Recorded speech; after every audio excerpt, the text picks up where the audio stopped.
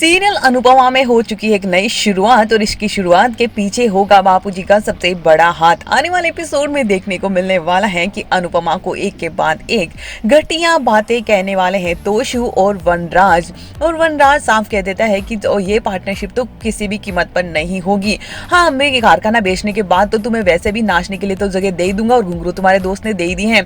और तोशु भी कह देता है कि वो बार बार यहाँ पर आने के बहाने ढूंढते रहते हैं, उनके दिल में कुछ तो जरूर है। अनुपमा बोलती बंद कर देती और कह देती कि जब काव्या की दोस्ती वनराज साथ से थी तब तो आप लोगों को दोस्ती का शब्द बिल्कुल भी बुरा नहीं लगा, और आज मेरी दोस्ती आपको एक दिन में खटकने लगी।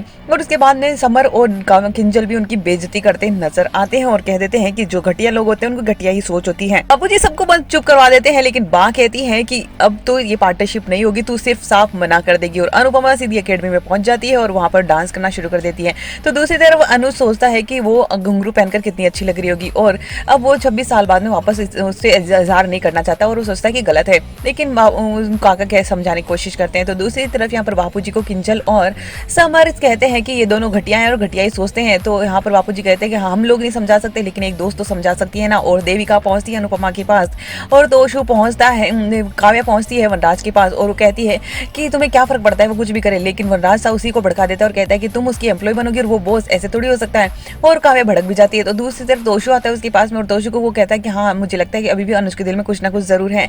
और वो कहता है कि अब तो इसकी किसी भी कीमत पर ये पार्टनरशिप नहीं हो सकती।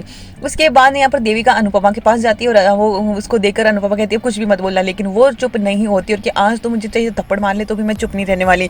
और उस बेस्ट इंसान है जिसको तू घर में सबसे बेस्ट मानती है बापूजी, उन्हीं ने मुझे समझाने के लिए भेजा है। तुम किस सास बेटे और वनराज की बात कर रही है जो हमेशा ताने देते रहते हैं, जो बेटा पेंटा उसमें शिफ्ट हो गया और जो हस्बैंड जो हमेशा ही अपनी गर्लफ्रेंड को घुमाता रहा उनके बारे में सोच रही है। आज औरतें रोती रहती है कि उन्हें मौका नहीं मिलता, लेकिन जब मौका मिलता है तो हाई बेटा हाई सांस लगा देती है और वो उसके बहुत बुरी तरह से भड़कती है। और देविका भी पार्टनरशिप करवा के ही रहेगी और वो अनुपमा को समझा देती है। और यही बात आने वाले एपिसोड में देखने को मिलेगा कि वो वनराज से उसकी का पेन लेकर सबको मिठाई खिलाती है और उसके बाद में उसके मुंह पर साइन कर देती है और ले जाकर अनुज को थमा देती है और अनुज को मिठाई भी भिजवाती है। और मिल चुकी है अनुज को खुशखबरी की अनुपमा उसकी पार्टनर बनने वाली है और अनुपमा का वो स्वागत भी धूमधाम से करने वाला है।